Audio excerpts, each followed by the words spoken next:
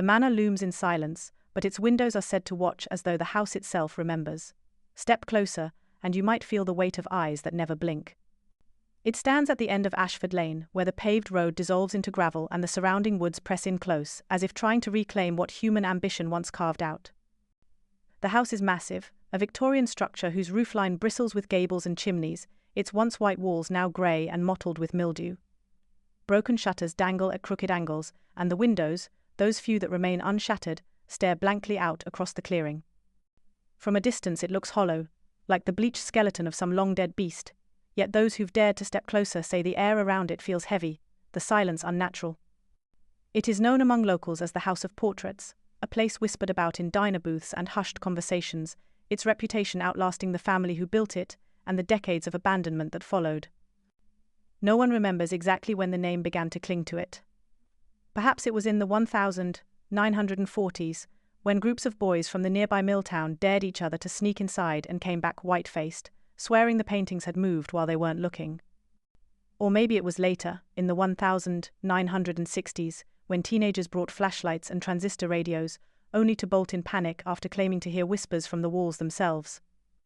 What is certain is that everyone who has been inside speaks of the portraits first, of the long gallery on the second floor where dozens of eyes follow your every step.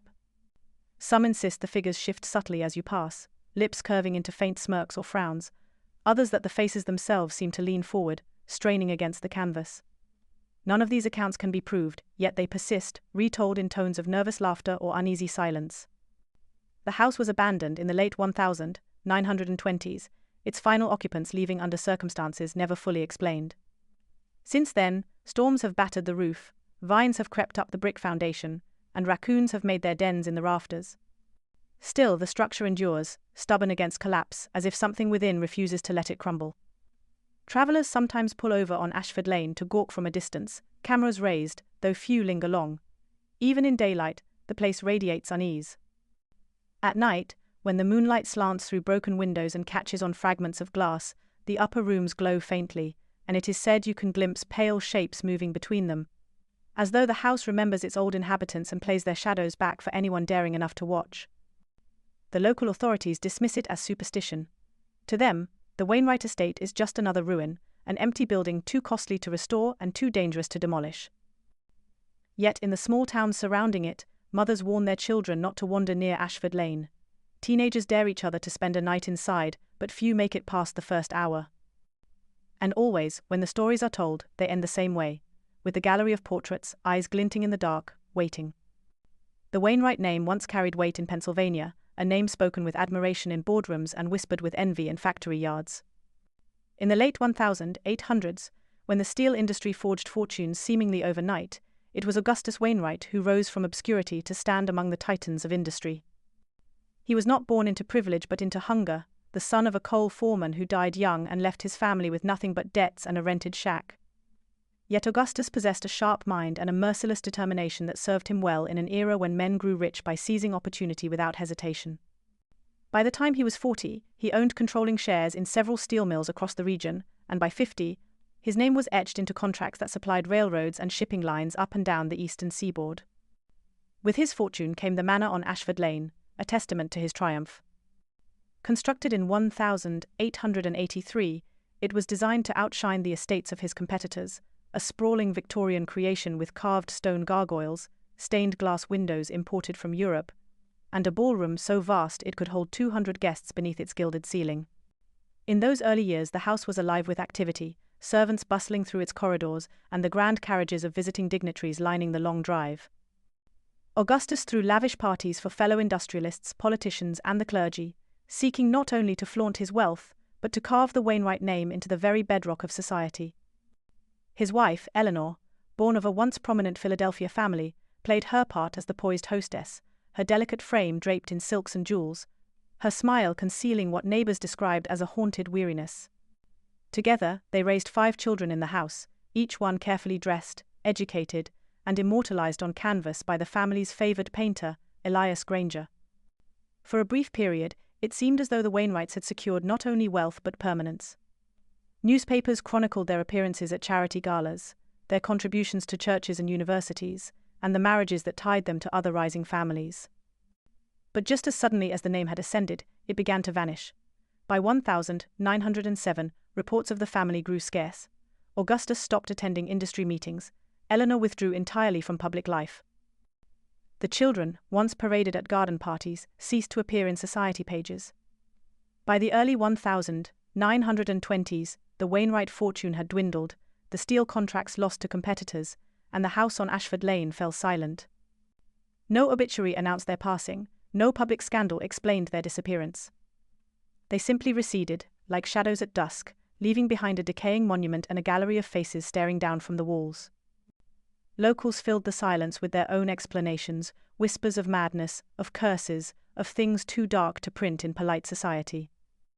What was certain was that the Wainwright family, once blazing with wealth and power, had faded into absence, their legacy surviving only in rotting wood, fractured glass, and the uneasy legend of the portraits that still watch from the walls.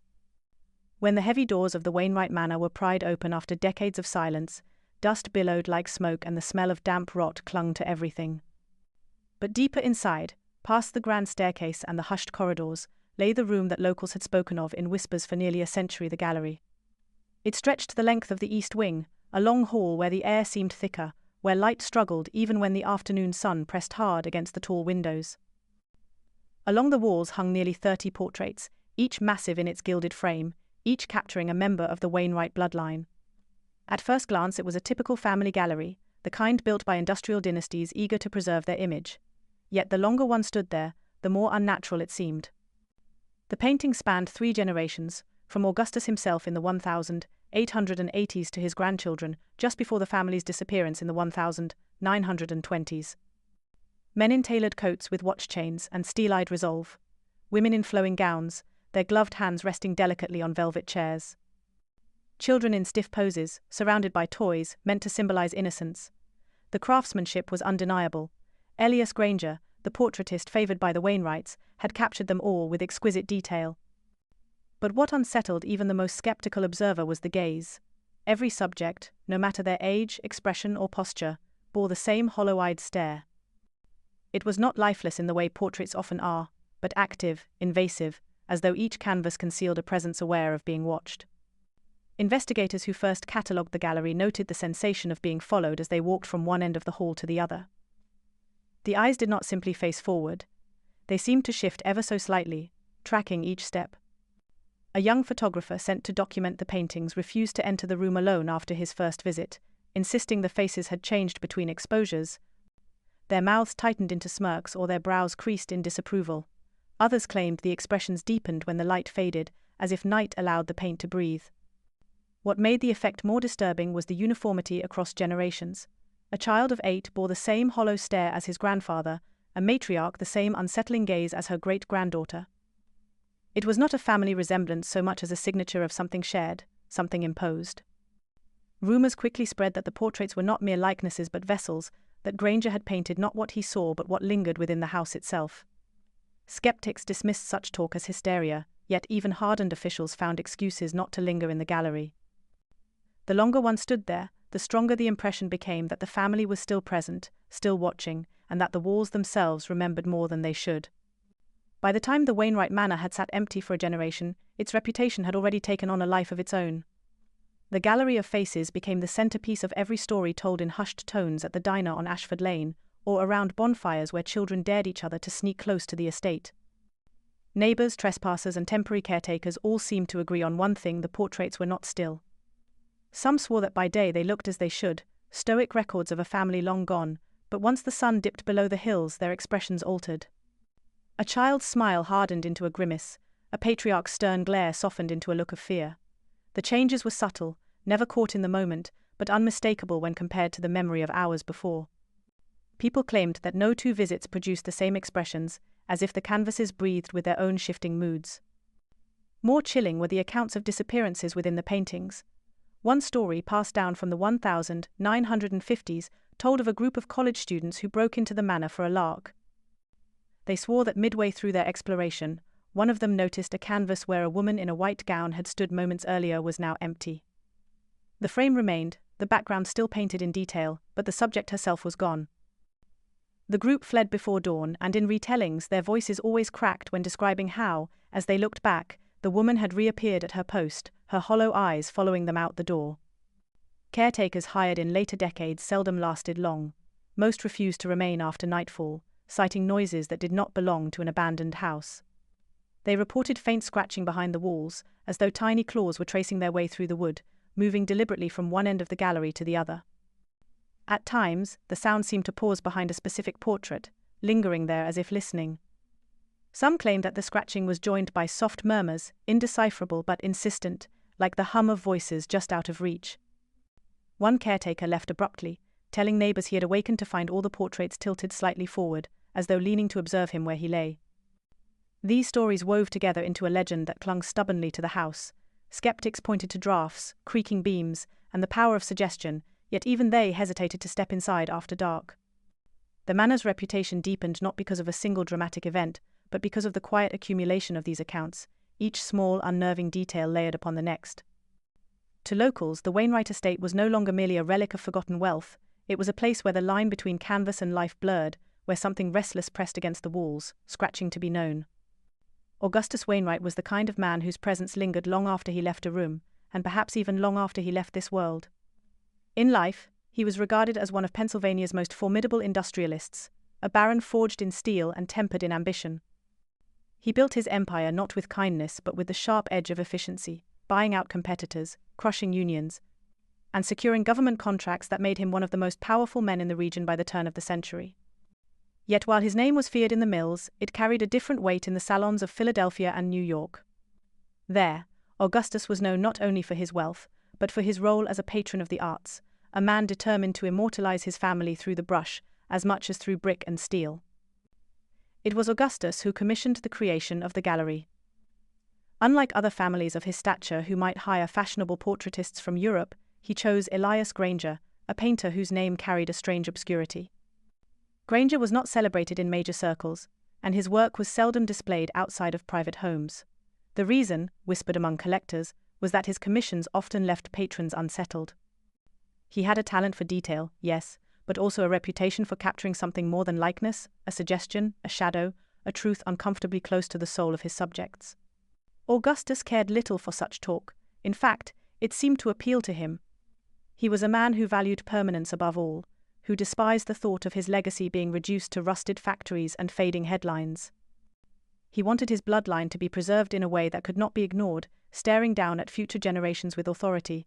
Every family member, he declared, would sit for Granger's brush, no exceptions. His children, his grandchildren, his brothers and their wives all would be immortalized in oil and gilt frame. Some resisted. It is said that his eldest daughter wept during her sitting, refusing to hold the expression the painter demanded.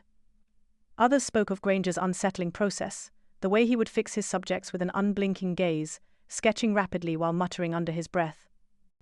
One nephew claimed the painter's hands shook as he worked, as though channeling something through the brush rather than creating of his own will. Augustus, however, was pleased.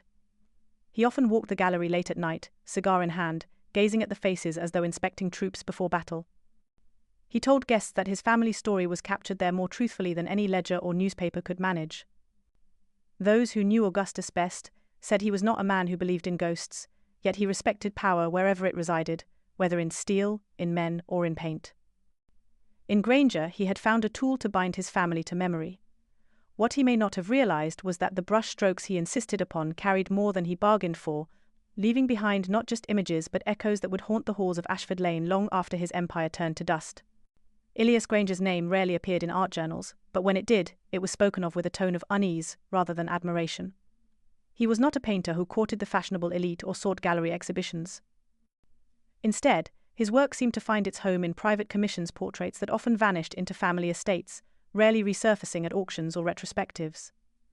What little documentation survives of his life suggests a man pulled between two worlds, one of traditional artistry and another far stranger, tethered to the growing fascination with spiritualism that swept through America in the late 19th century. The late 1800s were rife with seances, mediums, and experiments in contacting the dead.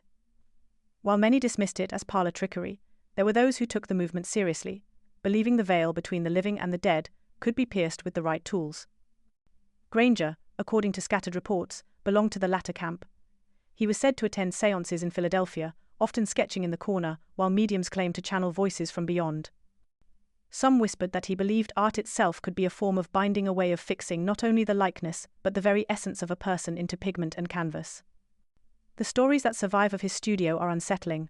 One patron recalled visiting Granger mid-sitting to find him working in complete silence, save for the rhythmic sound of his brush tapping against the canvas. He had covered the windows so that only candlelight illuminated the room, insisting that the true self of his subject only emerged in shadow. Another visitor reported the faint scent of iron in the air, as though blood had been spilled recently, though none was visible. There were rumors, too, that Granger mixed substances into his oils, strange powders, tinctures, even clippings of hair or fragments of fabric supplied by the sitter. Whether these were eccentricities of a troubled artist or deliberate rituals is impossible to say, but the effect of his portraits was undeniable. They unsettled viewers, not with distortion or grotesquerie, but with an unnerving vitality, as if the subjects were watching rather than being watched. Critics at the time dismissed his work as too heavy with spirit, though none dared elaborate on what that meant. His career ended as abruptly as it had begun. A final commission, undertaken for an unnamed family in New England, ended in scandal. Accounts vary. Some say the matriarch of the household refused to let her portrait be displayed, claiming the painted version of herself whispered to her in her sleep. Others insist the sitter sickened shortly after, wasting away until her death, while the portrait seemed to grow sharper and more vivid with each passing day. Whatever the truth, Granger disappeared from the record soon after, his commissions drying up, his name surviving only in the shadows of rumor. For Augustus Wainwright to choose him was telling. Whether the Steel Baron knew of the whispers about Granger's methods, or was drawn to them deliberately, remains unclear. What is certain is that through Granger's brush, the Wainwright family was preserved in a way no photograph or ledger could ever hope to achieve. And it is within that decision, whether born of vanity, superstition, or ambition, that the seeds of the manor's legend were sown, leaving behind not just painted likenesses, but something restless, sealed within the strokes of oil and varnish. The story of the Wainwrights might have remained one of simple wealth and decline, were it not for the tragedies that began to shadow the family after Elias Granger's arrival. At first, they seemed like cruel strokes of coincidence, an uncle falling to a sudden illness, a cousin slipping from a horse on the estate grounds, a governess whispering of fevers that bloomed overnight without cause. Yet, as the years wore on, the pattern became harder to ignore. Each calamity seemed to follow shortly after a sitting with Granger. The connection was never spoken aloud in polite company, but in whispers among the staff and in the fearful glances of surviving children, the belief took root that the portraits carried more than paint and likeness. The deaths were peculiar not only for their timing but for their manner. A young nephew, barely 16, was found lifeless in his bed, his face twisted in terror, though no cause could be determined. A daughter of Augustus was said to have walked calmly into the river that bordered the estate, as if drawn by an unseen hand, her body discovered downstream the next morning. A grandson, no more than 12, perished after falling from the upper landing of the portrait gallery itself, though no one could explain why he had been wandering there alone in the dark. What unsettled visitors most, however, were not the tragedies themselves but the atmosphere within the manor afterward. Dinners hosted in the gallery, once intended to impress with the weight of lineage, became uncanny affairs. Guests reported the unsettling sense of being observed not merely by the assembled company, but by the 30 faces framed along the walls. One account, preserved in a letter, described a guest turning mid-meal to find a painted ancestor's eyes no longer angled toward the hall but directly toward her, unblinking, as if aware of her intrusion. Another spoke of a sudden chill that swept the room when a toast was raised, candles flickering though no breeze stirred. The surviving Wainwright children bore the weight most visibly. Once rosy and confident, they grew pale and withdrawn, avoiding the gallery whenever possible. Servants whispered that some refused to pass its doors after sunset, begging to take longer routes through the manor, rather than risk the eyes that seemed to follow them in the dark. A governess confided to her journal that the children sometimes woke screaming, insisting that figures had stepped from their frames to stand by their bedsides. Still, Augustus himself never faltered. He insisted the gallery was the heart of the family, a testament to their permanence. Tragedy, he claimed, was the price of greatness, and he forbade any attempt to cover or remove the paintings. His stubbornness only deepened the unease, as though his will alone was forcing the family to remain bound to those haunted canvases. What began as an effort to immortalize the Wainwright name was becoming, piece by piece, the very chain that drew them toward ruin. By the summer of 1907, the Wainwright estate had already earned a reputation for gloom, but the disappearance of Clara Wainwright transformed unease into legend. Clara was the youngest daughter of Augustus, barely 18, and often described as the last bright light in a household long since dimmed by grief. Unlike her siblings who had grown increasingly pale and withdrawn, Clara maintained a liveliness that endeared her to the staff and even to visitors who seldom lingered. Her laughter carried through the corridors where silence otherwise reigned, and she was said to spend long hours at the piano in the parlor, her music a fragile shield against the oppressive stillness of the house. One evening she vanished without trace. Her room was found empty, her bed unslept in. The only clue, if it could be called such, was that the door to the portrait gallery stood ajar, though no one recalled leaving it open. A frantic search of the house and grounds yielded nothing. Servants whispered of faint voices in the gallery that night, a soft murmur that seemed to echo through the walls, but Augustus dismissed it as hysteria. He organized searches that scoured the rivers, the nearby woods, even the coal shafts that dotted the land, but no body, no sign of struggle, no piece of clothing was ever recovered. Clara had simply ceased to exist, as though swallowed by the house itself. The disappearance broke something in Augustus. Though he refused to admit it, the defiance that had carried him through decades of business and family tragedy faltered. Within weeks, he issued orders that shocked both household and neighbors. The manor would be sealed. Staff were dismissed without ceremony, some leaving in relief, others muttering that their wages were cursed money. The great windows of the house were shuttered with thick boards, the iron gates at the end of Ashford Lane locked, and the grounds left to weeds and wild growth. The family, with as little explanation as possible, departed for Europe. It was as if the Wainwrights had decided that their legacy, so carefully curated in paint and stone, could no longer bear the scrutiny of living eyes. Newspapers speculated that financial ruin had struck, or that scandal chased them overseas.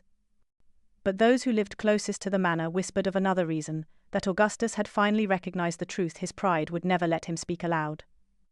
Something within the house had claimed his daughter, just as it had claimed so many before her, and rather than confront it, he chose to bury the evidence behind boards and silence. Over the decades that followed, the estate fell into decay. Ivy wrapped itself around chimneys, shingles curled and collapsed, and rain carved furrows through the once pristine woodwork. Yet the portraits remained inside, sealed in their frames, the gallery intact but hidden, their painted eyes staring into a darkness no one dared disturb. For the town, the silence only deepened the mystery, and the house on Ashford Lane became less a home than a mausoleum of whispers. By the mid-1960s, the manor on Ashford Lane had passed from a ruin glimpsed at a distance to a destination whispered about in schoolyards and late-night gatherings. The cultural wave of curiosity and rebellion that swept across the country found its reflection in the abandoned Victorian, with its boarded windows and ivy-choked facade. To teenagers in the nearby towns, the house was a dare, a rite of passage. To urban explorers, it was an irresistible monument to forgotten wealth, looming with the kind of decay that begged to be documented on grainy film. The boards over the side door were pried loose, the gates scaled, and before long, people were walking the long drive that had been silent for half a century. Those first trespassers described a silence unlike any they had known outdoors, the kind that pressed on the ears and settled into the chest. Their lanterns cut narrow paths of light through hallways layered in dust, where wallpaper peeled like old scabs and staircases sagged beneath cautious steps. Yet what unsettled them most was not the rot or the ruin, but the presence that seemed to inhabit the walls themselves. Cold draughts rose where no windows were open, carrying faint scents of burnt oil and wet stone. Whispers, sometimes indistinct, sometimes chillingly clear, seemed to flutter just beyond the beam of light. One boy swore he heard his own name called from the gallery, though he had not spoken since entering. And then there were the portraits, entire generations of the Wainwright family, their pale faces lined along the hall, watching. When lantern light fell across the canvas eyes, many swore they gleamed as though reflecting something more than paint. Some said the faces shifted when no one watched directly, mouths curling into faint sneers, gazes flicking subtly to the left or right. A girl who sat staring too long into one painting of a child claimed she saw its chest rise and fall with a shallow breath. Fear ran through those groups of explorers like an infection, yet still the house drew them in, each retelling making the manor seem more alive, more hungry. Inevitably, the stories took a darker turn. In 1962, 2 local boys entered the house and never returned. Their bicycles were found near the gate, their names carved into the wood of the side door where they had broken in. Months later, another group reported that their friend vanished in the portrait gallery itself. One moment he was trailing behind with his flashlight, the next the beam was gone, leaving only the echo of retreating footsteps. Police searched, families pleaded, but no trace of the missing was ever found. The official record listed them as runaways, but in the town, people shook their heads and whispered that the house had claimed them, just as it once claimed Clara Wainwright. The rediscovery of the manor did not bring life back to its rooms. Instead, it awoke something that had waited in silence. By the end of the decade, the house was more feared than ever, its legend fed by those who entered and emerged trembling, and those who entered and never came back at all.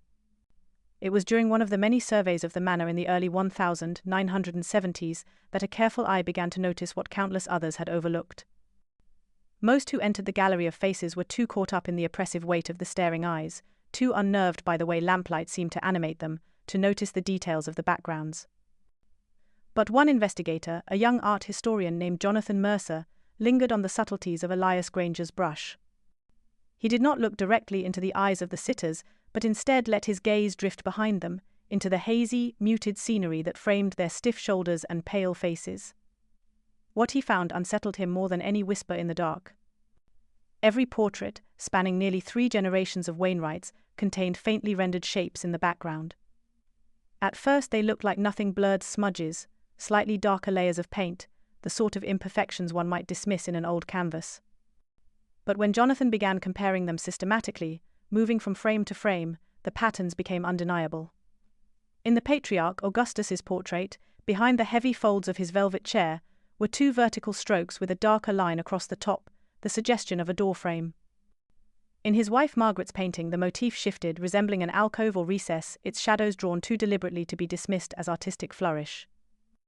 In portraits of the children, the shapes grew stranger, more abstract, but always suggested openings, a narrow archway, a sealed panel, a doorway partially obscured by drapery. Jonathan documented each one, sketching them in a notebook by lantern light. When aligned side by side, the variations told a story. They were not random artistic backgrounds. They were deliberate symbols repeated across decades of paintings, as if Granger had been weaving a second narrative beneath the guise of portraiture. The question gnawed at him. Were these simply eccentric choices by a painter with strange ideas, or had he been hinting at something that existed within the house itself? A hidden room, perhaps, or a passage concealed behind wood and plaster. When Jonathan shared his findings with fellow investigators, most scoffed, dismissing it as the overactive imagination of a man too immersed in his subject. But a few who studied his sketches began to see it too, the progression of openings forming a kind of sequence, as if directing the eye deeper and deeper into a structure not yet revealed. The chilling thought arose: what if Granger had known something of the manor that even the Wainwrights themselves did not wish to see exposed? From that point on, whenever anyone stood in the gallery, they no longer looked only at the eyes. They searched the blurred corners and shadowed spaces behind each sitter, wondering if Granger had left a map hidden in plain sight, and with that realization, the silence of the manor deepened. For if doors had been painted, surely somewhere in that vast and rotting house, doors must also exist. The portraits no longer felt like mere records of a family. They began to feel like instructions, waiting for someone brave enough or reckless enough to follow them. The decision to disturb the portraits was not taken lightly. For decades, they had hung untouched in their heavy gilt frames, the weight of dust and silence preserving them like relics of a family that wanted to be forgotten. But after Jonathan Mercer's discovery of the hidden motifs, the temptation became unbearable. The gallery was no longer just a collection of paintings, it was a puzzle, and puzzles demanded to be solved. One autumn evening, beneath the brittle glow of kerosene lamps, he and a small team of investigators resolved to test their theory. They chose the portrait of Margaret Wainwright, Augustus's wife, whose painted alcove was the most clearly defined. With trembling hands, Jonathan loosened the nails that had long kept the frame fastened to the wall. The sound of each rusty squeal seemed deafening in the hushed chamber. When the portrait was finally lifted free, a cloud of dust spiraled into the air, revealing pale plaster that should have been solid and unremarkable. But when Jonathan rapped his knuckles against it, the wall answered not with the dull thud of stone, but with a hollow resonance that reverberated through the room. The group exchanged nervous glances. Behind the painting's frame, faint gouges marred the wooden paneling scratches and pry marks, as if someone before them had attempted to force the wall open. It looked clumsy, hurried, and above all unfinished. Whoever had started the task had sealed it again, as though either frightened away or unwilling to finish what they had begun. The plaster itself bore hairline fractures, faint lines spidering out like veins across its surface, betraying that it had been tampered with more than once. One of the investigators fetched a small chisel and pressed it against the wall. With only modest pressure, the tool sank in deeper than expected, chipping away plaster that crumbled too easily for its age. From within, a draught of stale air seeped outward, dry, heavy, tinged with the faintest odor of mildew and something metallic, something that did not belong. The sensation sent a ripple of unease through the group. The air behind that wall had been sealed for decades, perhaps longer, yet it seemed restless, almost eager to escape. Jonathan traced his fingers along the seam where the plaster met wood, whispering that this was no accident of construction. The painter's hidden doors, the family's sudden tragedies, the abandonment of the estate, all of it seemed to converge here, behind this fragile barrier. He knew then that they had stumbled onto something far older than the house itself, something carefully hidden but never entirely erased. The portrait of Margaret, now propped against the floor, seemed almost accusatory, her painted eyes catching the lamplight in a way that made them glisten. As the group prepared to break further into the wall, a dreadful awareness spread among them. They were not the first to try, but they might be the first to succeed. Whatever lay behind the canvas had waited in silence for over half a century, and now, at last, it was about to be disturbed. The hollow sound of the plaster had already confirmed suspicions, but it was the meticulous search that brought the truth into focus. The investigators ran their hands along every seam, every ornate curve of the molding, feeling for inconsistencies. At first, the woodwork seemed merely decorative, the usual flourish of a Victorian manor. But in the dim lamplight, Jonathan Mercer noticed something peculiar. One stretch of molding near the baseboard bore no dust. Unlike the rest of the room, dulled by decades of neglect, this section appeared faintly polished, as though it had been handled, perhaps even used, long after the house was abandoned. He knelt down, tracing the design, a curling acanthus leaf motif carved into the oak. When his fingers pressed against one particularly shallow leaf, there was a subtle give, the faintest click concealed beneath the wood. The others drew in sharp breaths, their nerves taut with anticipation. Slowly, cautiously, Jonathan pulled, and with a groan that reverberated through the gallery, the wall itself began to move. Dust sifted down in a pale cascade as the entire panel, heavy and deliberate, swung inward on unseen hinges. A cavity yawned open, revealing a passage that no blueprint or servant's memory had ever recorded. The air that spilled forth was older still, colder than the house around it, carrying with it the smell of damp stone and rusted metal. Their lamplight reached only a short way in, illuminating a narrow corridor that seemed carved not with the flourish of architects, but with the pragmatism of secrecy. Rough-hewn stone framed the walls, and beyond them, a blackness that seemed to stretch endlessly. No one spoke at first. The silence was broken only by the fading echo of the panel's protest, a sound like the groan of something awakening from an unwanted sleep. Each member of the group felt the same tightening in their chest, an instinctive hesitation born of stepping into places not meant to be found. Yet curiosity compelled them forward. The weight of decades of rumor and tragedy, now condensed into this narrow gap, this hidden artery running beneath the skin of the house.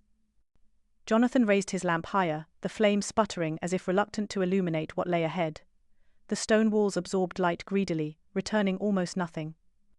Only a few paces in, he noticed grooves worn into the floor, shallow indentations that suggested this path had once seen regular passage. Whoever had used it had not done so casually. The portrait gallery, once the centerpiece of whispered superstitions, now stood behind them like a gateway. The faces on the canvases seemed to stare harder, their hollow eyes following as the group prepared to descend into the passage. The mechanism had revealed more than a hidden door, it had unearthed a new question. Why would a family of such wealth and status conceal something so deliberately, and what lay in the dark that even time itself had failed to erase? The narrow passage seemed to stretch endlessly, each step echoing with an unnatural weight as though the air itself resisted intrusion. The stone walls grew damper the farther they went, and the smell of old oil paint mixed with the metallic tang of rust and something faintly sour, like decay long since absorbed into the earth. At last, the corridor ended in a warped wooden door, its surface splintered but still stubbornly intact. With a push that sent a flurry of dust raining down, the door yielded, groaning open to reveal a room that had been sealed away from the world for decades. The investigator's lamplight trembled across the chamber, revealing easels scattered like sentinels around the perimeter. Each bore a canvas, and upon each canvas, the suggestion of human form. But these were not portraits in the manner of the gallery above. These faces were fractured, incomplete, as though captured mid-gesture, but never finished. Eyes melted into shadow, mouths blurred with frantic brushstrokes, bodies half-rendered, their proportions unsettlingly wrong. It was as if the painter's hand had faltered, or worse, as if the subjects themselves had resisted being fixed to the canvas. The room exuded a stifling presence. The brushes, long abandoned in jars, had hardened into clumps of bristle petrified by time. Palettes lay crusted with thick layers of paint, frozen swirls of ochre, black, and crimson like dried blood. An overturned stool lay in one corner, suggesting an abrupt departure, a session interrupted by something violent or urgent. At the heart of the chamber stood an object that drew every gaze, a tall mirror, its glass cracked into a spiderweb of fractures. The investigators stepped closer, their reflections splitting and multiplying across the broken surface. Yet it wasn't their own images that held them. Within the cracks, shadows seemed to shift, faces half-formed as if trapped in the glass itself. The mirror hummed faintly with the weight of suggestion, and no one dared to touch it.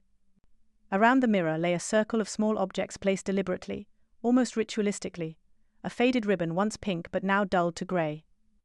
Locks of hair tied neatly with string, their colours preserved unnervingly well. Trinkets and jewellery, some bearing initials etched delicately, as though belonging to children or wives. Each token seemed an offering, intimate pieces of lives once vibrant, now reduced to relics of devotion or sacrifice. The silence in the room pressed down like a heavy shroud. No one spoke for fear of breaking the spell, of disturbing whatever had been left unfinished in this hidden place.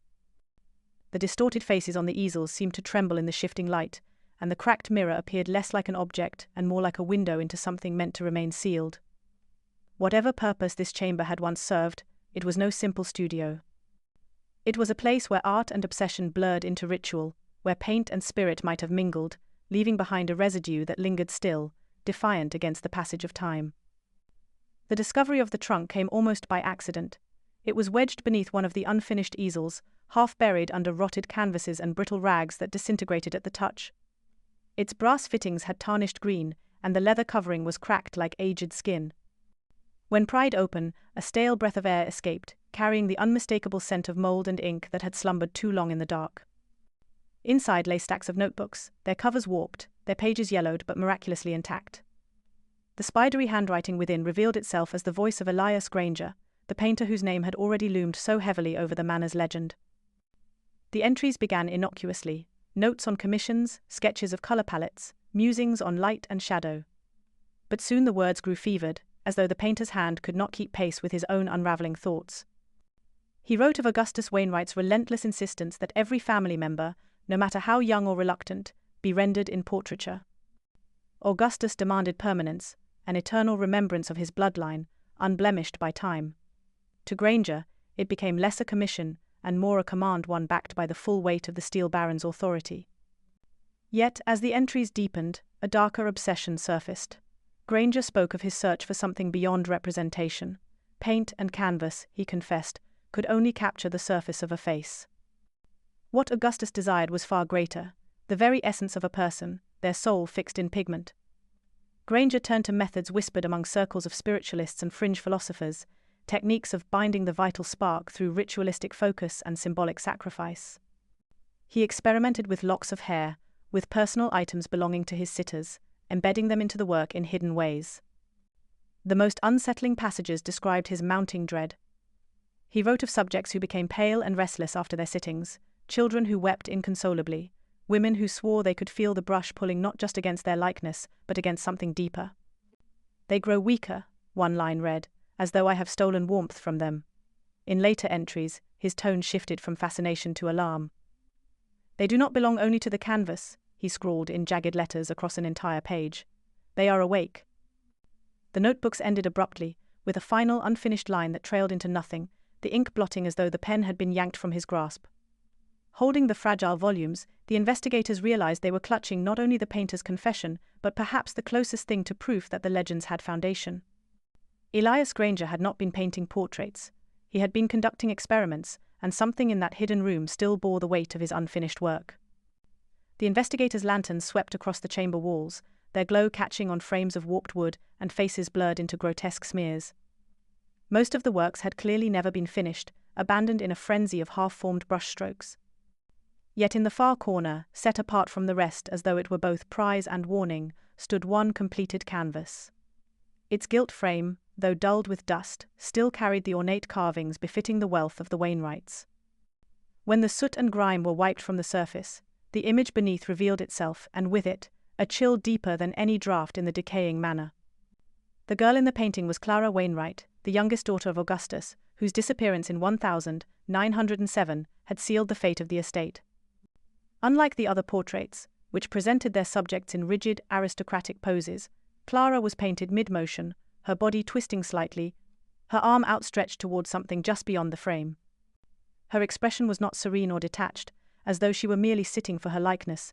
Instead, it was a portrait of raw terror. Her eyes were wide, lips parted as if caught in the instant of calling out. The realism of her fear was almost unbearable, as if Elias Granger had not painted her but trapped her in a moment of despair. The more they studied the canvas, the more unsettling details emerged. The shadows in the background did not resemble drapery or the expected studio setting. Instead, faint lines suggested stone, perhaps the very walls of the hidden chamber where the portrait now hung. If so, the implication was staggering. Clara had been painted not in the family's grand parlor, but here, in this concealed room that no guest had ever seen.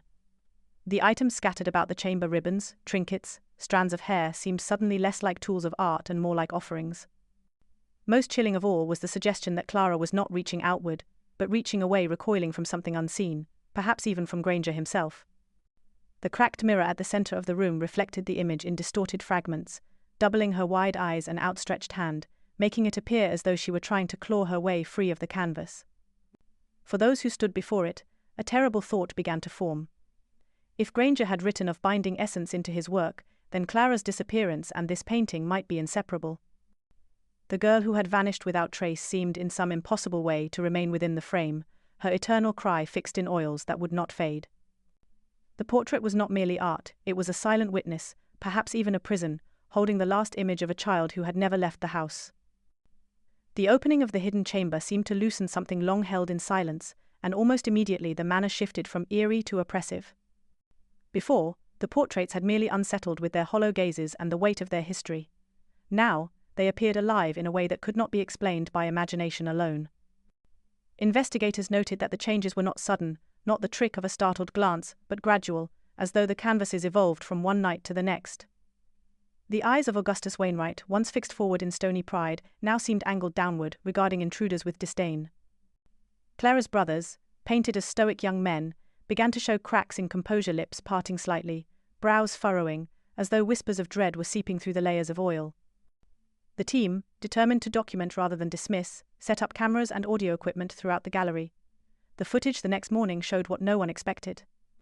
Subtle movements, shadows shifting across faces despite no change in light, paint seeming to darken in places where before it had been smooth. But the audio was worse. At first, it seemed like wind rattling through the boards of the abandoned house. Then, unmistakably, the faint, high-pitched sob of a young girl, followed by the dragging scrape of something against wood. Hours later, a sound like fingernails scratching from behind the very canvases themselves sent shivers through everyone who listened. Skeptics in the group suggested it could be small animals trapped in the walls, or even tricks of acoustics in the cavernous rooms. Yet when they pressed their ears close to the surface of the portraits, some swore they heard muffled breathing. Others claimed they felt warmth radiating from the canvases, though the gallery itself was cold enough that their breath hung visible in the air. The phenomena escalated in rhythm with their study of the chamber. Each time the trunk of Elias Granger's journals was opened, or the cracked mirror uncovered, the portraits seemed to respond. On one occasion, returning after midnight, the investigators found that 3 of the paintings had shifted ever so slightly on their hooks, tilted at angles as though someone had tried to wrench them free. Dust patterns on the floor revealed faint streaks leading toward the chamber door. It was as if the act of uncovering the painter's secrets had awoken the works themselves. The house no longer seemed abandoned. It felt occupied not by the living, but by something restless, bound to oils and canvas, waiting to be acknowledged. What had once been local legend was now unfolding as evidence, and each discovery drew them further into a mystery that seemed to resist being left alone. The house had always carried an air of menace, but until the night of the historian's disappearance, it had been possible to convince oneself that the danger was only atmosphere and suggestion. He was not a man prone to superstition. His colleagues described him as meticulous, cautious, and driven by an almost clinical hunger for truth. When he volunteered to spend the night in the hidden chamber, many assumed it was out of scholarly discipline, an attempt to observe and document without distraction. Yet when dawn came, the historian was nowhere to be found. His bedroll remained neatly laid out, his lantern burned low to a stub of wax, and his notebook rested at the base of Clara Wainwright's portrait. Of him, not a trace. The discovery of that notebook chilled every investigator to the bone. Most entries followed the expected course of his careful handwriting, documenting the room, the warped canvases, and the strange acoustics that seemed to throb within the walls. But as the hours progressed, the script grew jagged, erratic, the lines slanting as though written in haste or under duress. He described feeling watched even when the chamber door was locked. He wrote of shadows moving along the surface of the cracked mirror, of hearing a young girl humming a lullaby though he knew he was alone. Near the end his tone shifted, no longer observational but pleading. "She is here," one line read. "She speaks through the paint." And then, at the very bottom of the page, scrawled so forcefully that the paper had nearly torn, was his final note. "She asked me to let her out." What unsettled his colleagues most was the detail surrounding the placement of the notebook. It had not been found with his other belongings, nor discarded in a careless heap. It leaned against the base of Clara's portrait, almost as though deliberately presented, as if meant to be discovered. Some whispered that it was his last attempt to warn them, while others could not help but wonder if the historian himself had been compelled, directed by some unseen hand, to place it there. The authorities searched the estate, combing through the overgrown grounds, probing the sealed passageways, even draining the nearby pond. No evidence of the historian emerged. There were no footprints leading away from the chamber, no signs of struggle, not even a scrap of torn fabric to suggest he had left under his own power. It was as if the house itself had swallowed him whole. Afterward, few dared to spend more than an hour in the hidden room, and none entered it alone. Yet despite their fear, the investigators could not turn away. The notebook, with its final chilling words, had deepened the mystery. If Clara Wainwright had asked to be let out, then the question that lingered was not simply whether she was trapped within the portrait, but what would be unleashed if someone obeyed. The deeper the investigators combed through Elias Granger's notebooks and the brittle, yellowed ledgers of the Wainwright family, the more a grim pattern began to emerge. Augustus Wainwright, the patriarch, had not simply been commissioning portraits for posterity, as so many of his contemporaries had done. To him, the canvas was more than a likeness, more than an heirloom meant for gilded frames and hushed admiration. He had come to believe it could be a bulwark against mortality itself. The journal spoke of his fear of loss, of how disease, accident, and betrayal had already claimed members of his bloodline. He wrote of wanting to lock their essence away, not in coffins or mausoleums, but in a medium that could outlast flesh. The portraits, he insisted, would not merely remember the family, they would preserve it. Granger's private writings, hidden in the trunk and scrawled with a hand that grew more frenzied by each passing year, told a far more unsettling story. The painter had not been blind to the weight of Augustus's demands, nor to the strange practices that grew alongside his commissions. The act of portraiture became ritualized, with candles lit and whispered words exchanged before brush met canvas. Granger confessed to using objects belonging to the sitter's hair tied with ribbon, rings warm from their fingers, even drops of blood when he could obtain them. He called them anchors, essential to binding not only the likeness but the living presence of the subject. It was not remembrance Augustus sought, it was continuity. But in the later journals, the language shifted. Granger no longer described the portraits as shields or vessels, but as thresholds. He wrote of nights when the eyes on his canvases seemed to follow him too intently, when voices slipped between his own thoughts as though carried from the oils. They leaned forward, one entry read, always forward, as if the canvas were not holding them in, but holding them back. He began to suspect that Augustus's hunger for immortality had overlooked a fundamental truth. That the paintings were not prisons, they were doors, half open and groaning against their hinges. The hidden chamber, with its cracked mirror and relics arranged like offerings, made sense in this new light. It was not a studio abandoned in haste, it was the locus of the ritual, the place where each canvas was tethered, where brushstrokes and whispered incantations intertwined with something older, something nameless. The investigators, cross-referencing dates, noticed that each tragedy in the Wainwright line coincided not only with a new portrait but with nights when Granger's journal recorded "passage attempted." His later notes grew frantic, insisting that he had not created walls but apertures, and that every portrait hung in the gallery remained a waiting threshold. The realization struck the researchers with a dread that settled in their bones. The gallery was not a memorial, nor even a collection. It was a hall of doors, each frame a threshold, each painted stair a hand poised on the knob. And at the heart of it all, hidden behind layers of plaster and wood, the chamber stood as the anchor that kept those doors from swinging fully open. Yet if the seals weakened, if the anchors frayed, what had been held back for over a century might no longer remain confined to canvas. The Wainwright estate lingered on the edge of the city like a wound that refused to close. By the late 20th century, the once proud manor had long since surrendered to ivy, rot, and the relentless damp that crept in through broken gutters and fractured panes. Yet, despite its decay, or perhaps because of it, the house endured in memory, woven into the fabric of the town's whispered lore. The city council had attempted to erase its influence, sealing the gallery with reinforced barriers and bolting its doors with heavy chains. But steel and wood could not silence the stories that spread through generations, stories that gave the Wainwright name a shadowed immortality. Children dared one another to touch the rusted gates at dusk, swearing they could hear faint knocking from deep within the house. Teenagers with lanterns and bravado claimed that shadows moved independently inside, as though inhabitants long dead still roamed the corridors. The elders of the town shook their heads, muttering that the estate was cursed, that nothing good could come from stepping across its cracked threshold. Yet no matter how fervently the authorities tried to discourage trespass, the allure of forbidden knowledge drew the curious like moths to flame. It was in those late decades that the legends grew darker. Reports began to circulate not only of strange sounds or flickering lights, but of something more visceral, new faces in the canvases.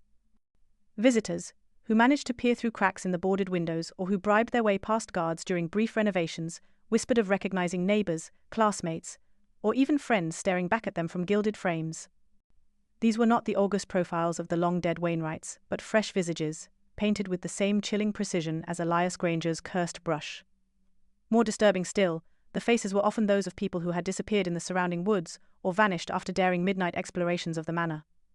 Some claimed to see their own likenesses, half-formed and ghostly, taking shape in the background of the portraits, as though the paintings were still hungry, still incomplete. Those who swore to such visions rarely spoke of them twice. In taverns and backrooms, rumors spread that the portraits were not static relics but living traps, always seeking new occupants to add to the painted congregation.